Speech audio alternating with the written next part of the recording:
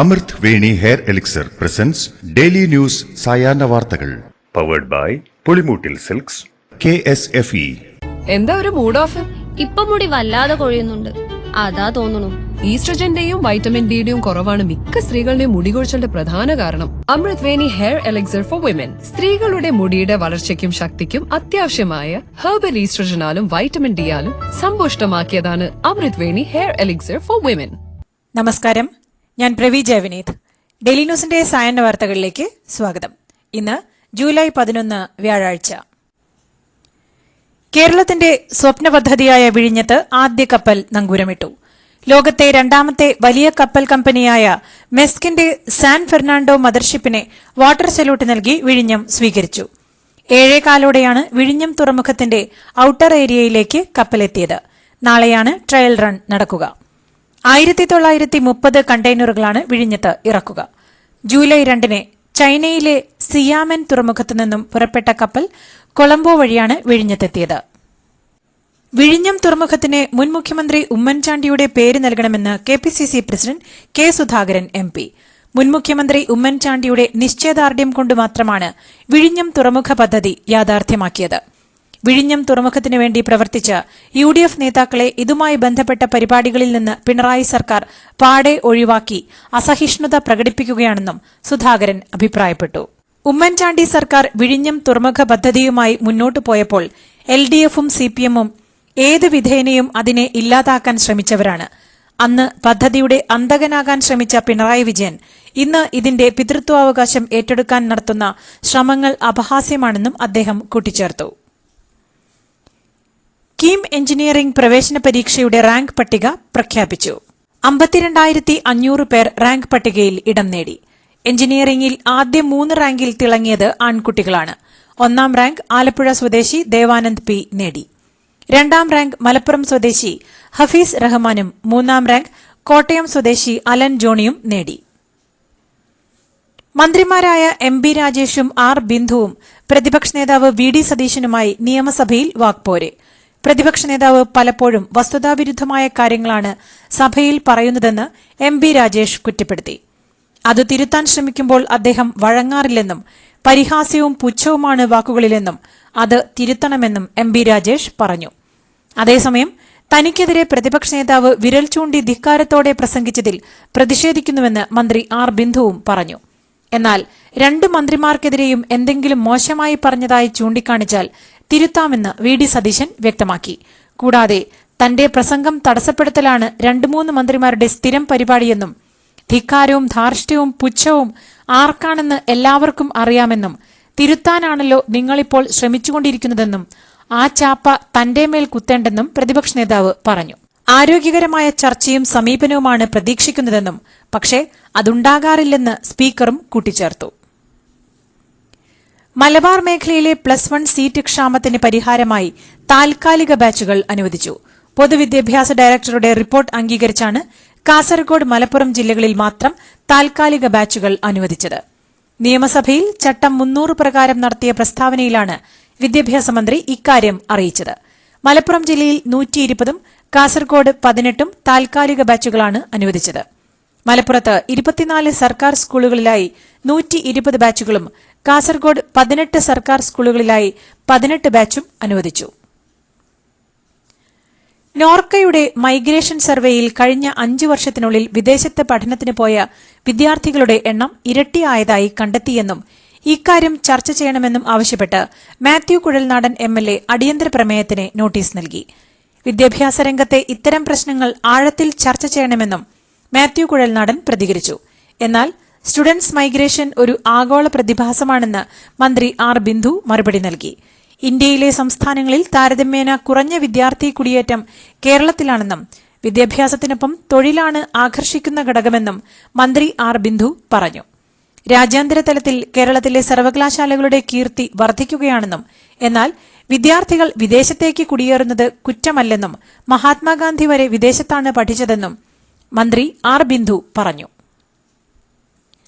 ക്ഷേമ പെൻഷൻ മുടങ്ങാതിരിക്കാൻ ബജറ്റിൽ പറഞ്ഞ പ്ലാൻ B സർക്കാർ നടപ്പാക്കുമെന്ന് സൂചന. പണം ചെലവഴിക്കലിന്റെ മുൻഗണനയിൽ മാറ്റം വരുത്തും. ശമ്പളത്തിന് പിന്നാലെ പ്രാധാന്യം ക്ഷേമ പെൻഷന് നൽകും. അടുത്ത മുൻഗണന സിവിൽ സപ്ലൈസ് ഉൾപ്പെടെ ജനത്തെ നേരിട്ട് ബാധിക്കുന്ന മേഖലകൾക്ക് നൽകും. ക്ഷേമ പെൻഷൻ കുടിശ്ശിക തദ്ദേശ തെരഞ്ഞെടുപ്പിന് മുൻപ് കൊടുത്തു തീർക്കാനാണ് ശ്രമം. സംസ്ഥാനത്തിന്റെ തനത് വരുമാനം കൂടുന്നത് പ്ലാൻ ബിക്ക് ഗുണകരമാകുമെന്നാണ് റിപ്പോർട്ട്. PSC കോഴ ആരോപണത്തിൽ CPM നേതാവ് പ്രമോദ് കോട്ടൂളി കോഴിക്കോട് ജില്ലാ കമ്മിറ്റി ഓഫീസിലെത്തി പാർട്ടി നേതൃത്വത്തിന് വിശദീകരണം നൽകി. തന്റെ ഭാഗത്ത് പിഴവില്ലെന്ന് നേതൃത്വത്തെ അറിയിച്ച പ്രമോദ് വനിതാ ഡോക്ടറുടെ പക്കൽ നിന്ന് 22 ലക്ഷം രൂപ വാങ്ങിയെടുക്കുകയും പാർട്ടിക്ക് അവമതിപ്പ് ഉണ്ടാക്കുകയും ചെയ്ത സംഘത്തെക്കുറിച്ച് അന്വേഷണം നടത്തണമെന്ന ആവശ്യവും ഉന്നയിച്ചതായാണ് സൂചന. ശനിയാഴ്ച ചേരുന്ന CPM ജില്ലാ കമ്മിറ്റി വിശദീകരണത്തിന്റെ അടിസ്ഥാനത്തിൽ തുടർ നടപടികൾ സ്വീകരിക്കും. പണ്ട് മുത്തശ്ശിയുടെ കല്യാണക്കഥ കേട്ട മുതലെയുള്ള ആഗ്രഹമാണ് അന്നത്തെ മുത്തശ്ശിയെ പോലെ എന്റെ കല്യാണത്തിന് എടുത്തൊരുങ്ങണമെന്ന്.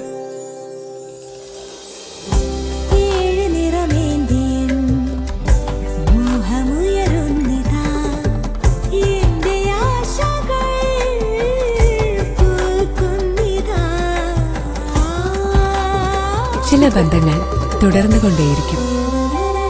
Celebrating 100 years of Pulimoottil silks.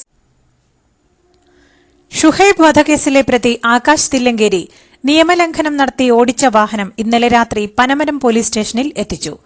Akash തില്ലങ്കേരിക്കൊപ്പം വാഹനത്തിൽ ഉണ്ടായിരുന്ന ഷൈജലാണ് വാഹനം സ്റ്റേഷനിൽ എത്തിച്ചത്. എന്നാൽ രൂപമാറ്റം വരുത്തിയത് നേരെയാക്കിയാണ് വാഹനം ഹാജരാക്കിയത്. കേസെടുത്തതിന് പിന്നാലെ വാഹനം പഴയപടിയാക്കുകയായിരുന്നു. രജിസ്ട്രേഷൻ നമ്പർ പതിപ്പിച്ചതിനൊപ്പം ടയറുകളും പഴയപടിയാക്കിയിട്ടുണ്ട്. ആകാശ് തില്ലങ്കേരിക്ക് ഡ്രൈവിംഗ് ലൈസൻസ് ഇല്ലെന്ന് മോട്ടോർ വാഹന വകുപ്പ് നടത്തിയ പ്രാഥമിക അന്വേഷണത്തിൽ സൂചന.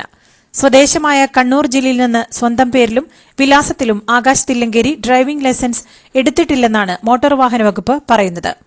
നിയമലംഘനത്തിന്റെ പേരിൽ ആകാശ് തില്ലങ്കേരിയുടെ ലൈസൻസ് റദ്ദാക്കാൻ വയനാട് എൻഫോഴ്സ്മെന്റ് RTO കണ്ണൂർ RTOയോട് ശുപാർശ ചെയ്തിരുന്നു.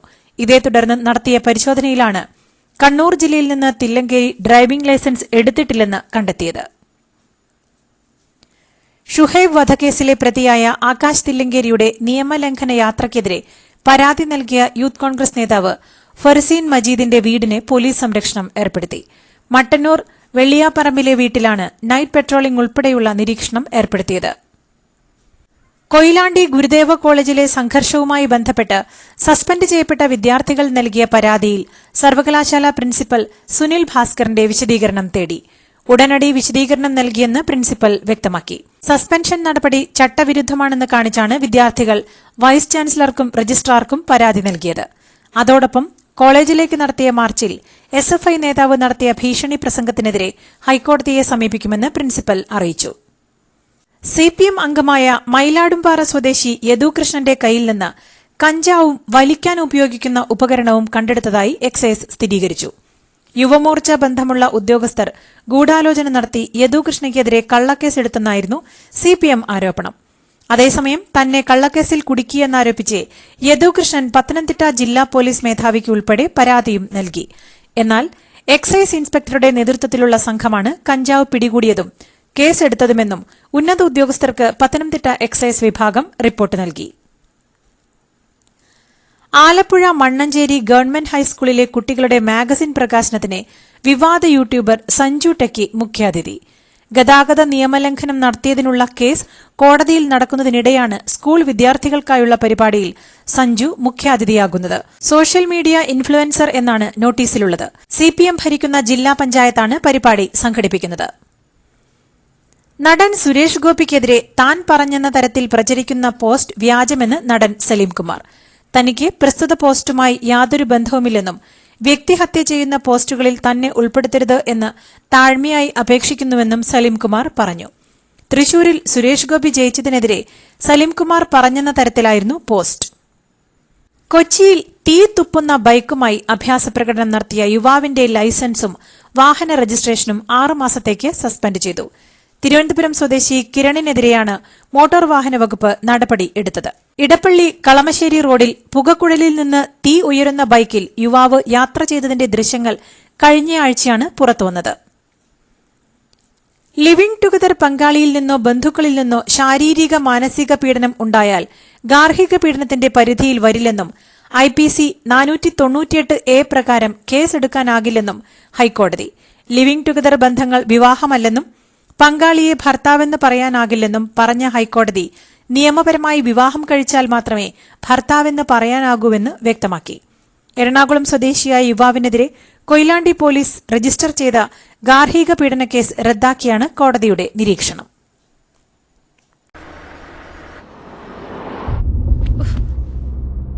ഇതിലും നല്ലത് ബസ്സിൽ പോകുന്നതായിരുന്നു.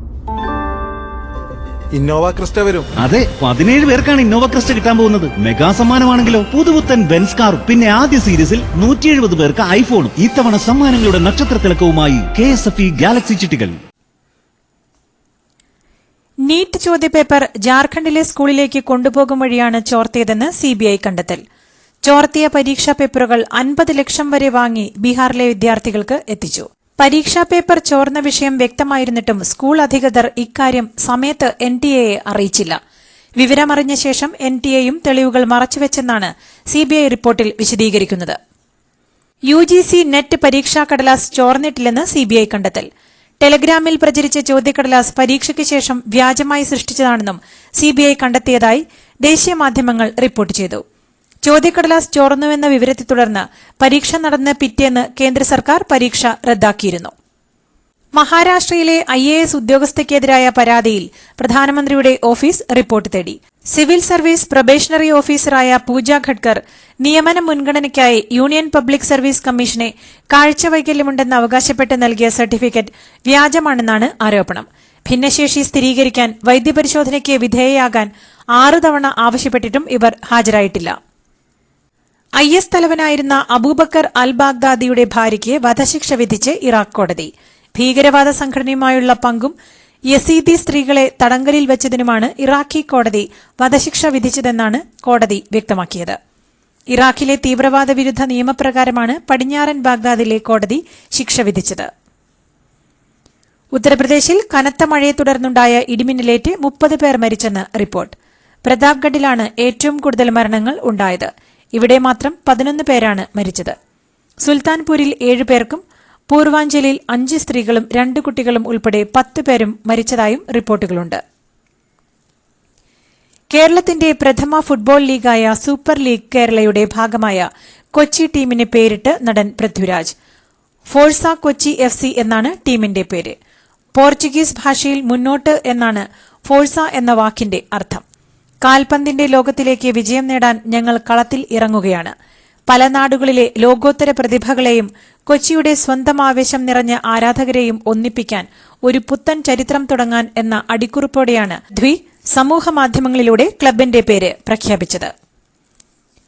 കോപ്പ അമേരിക്കയുടെ ഫൈനൽ മത്സരത്തിന് യോഗ്യത നേടി കൊളംബിയ. ഇന്ന് നടന്ന സെമി ഫൈനലിൽ യുറുഗ്വായെ ഏകപക്ഷീയമായ 1 ഗോളിനെ തോൽപ്പിച്ചാണ് കൊളംബിയ കലാശക്കളിക്ക് യോഗ്യത നേടിയത്.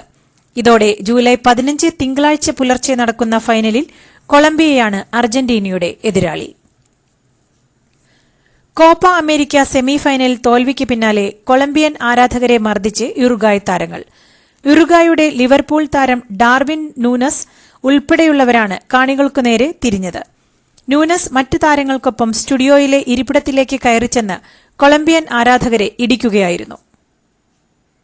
ഇതോടുകൂടി ഇന്നത്തെ ഡെയിലി ന്യൂസ് സായന്ന വാർത്തകൾ സമാപിക്കുന്നു.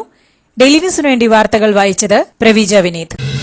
DailyNewsLive.in വാർത്തകൾ വിരൽ തുമ്പിൽ.